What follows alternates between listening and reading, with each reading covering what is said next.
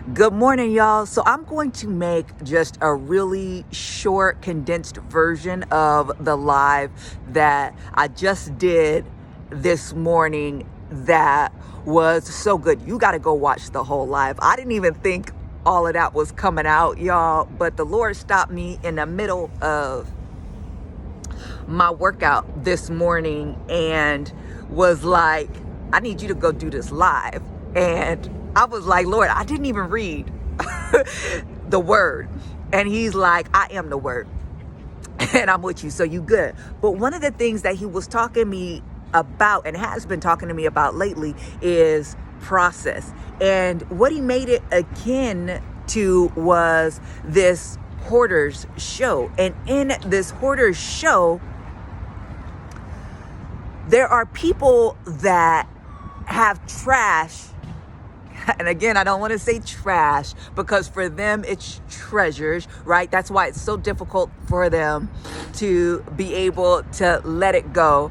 But they have so much stuff and it doesn't serve them.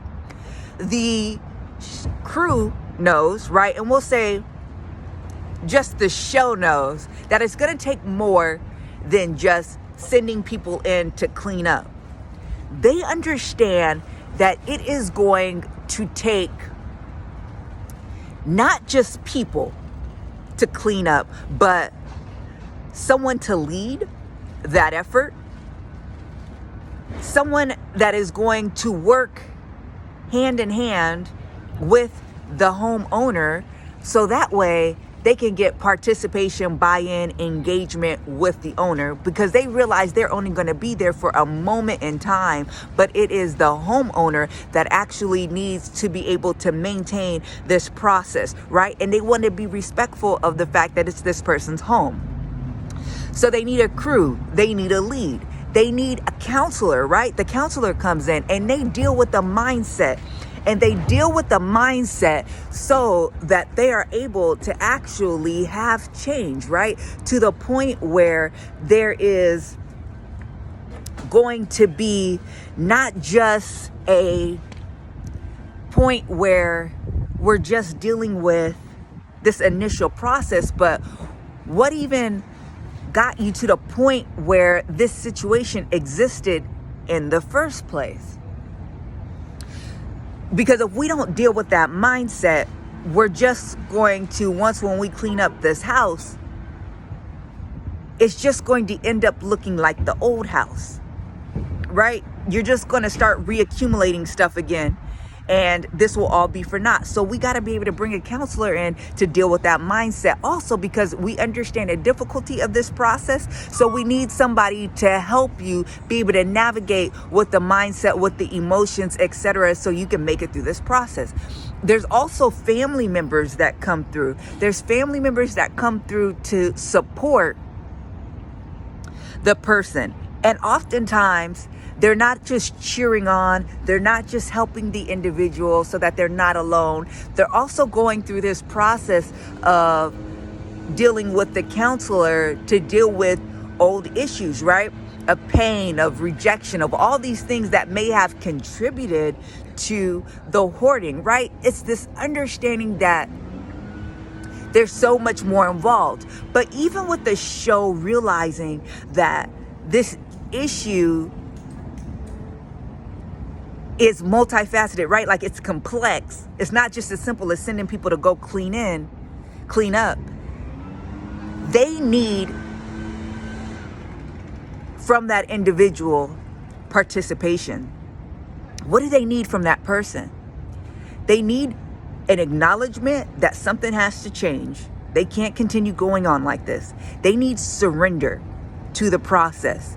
You know when progress stops or when it slows because the person is resistant, right? They're still fighting. There needs to be a surrender that happens.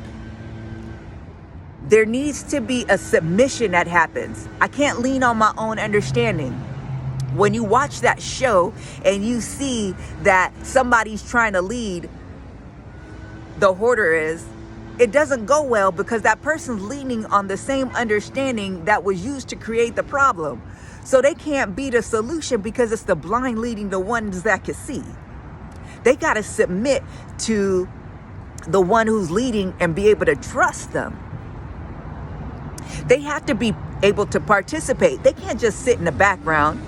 You see that the person is actively involved in helping and making decisions, and like they understand that it takes the buy-in of the individual. Here's what I want you to see. Elijah and his servant were facing an army, and the servant was so scared. The servant was terrified at the numerous army that stood before them. And Elijah had to pray and say, open my servant's eyes so he could see. And then he saw all the chariots of fire. He saw that there was more that stood for him that stood against him. You got to understand, God has people that have knowledge, skills, ability. They have resources. They have money. They have buildings. They have platforms. They have influence. They have a way to be able to bring you into all that God has for you, right? God has angels that are walking this earth unaware, that's willing to support you and guide you.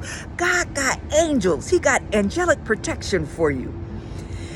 He got all the heaven's resources that are ready to back you. But he wants your acknowledgement that things need to change, your surrender, your submission, your participation.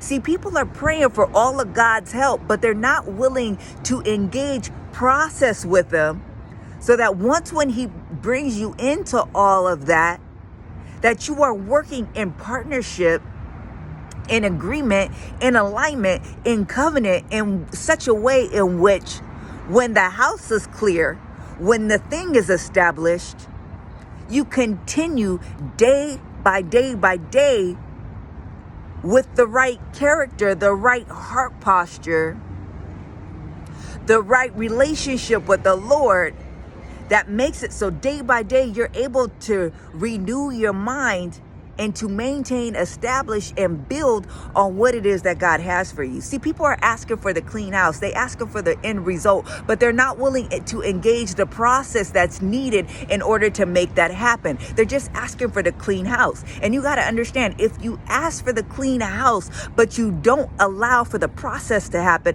the clean house is just going to get dirty again. God already knows that. So he is trying to deal with all the other things that even created for the hoarding situation to happen in the first place. So this is what God wants you to see. Go and watch that live to see all of it. But it's this understanding of, it is not even just about the process.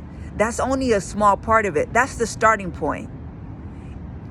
It is the day by day that goes into the new process of the maintenance, the building, the lifestyle that we need to be able to make sure that you're able to commit to, right?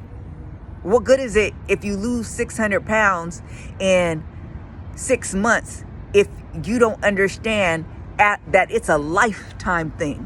That the 6 months was just the preparation for you to lose all that weight and to gain a healthy lifestyle, so that for the rest of your life, you're able to maintain it.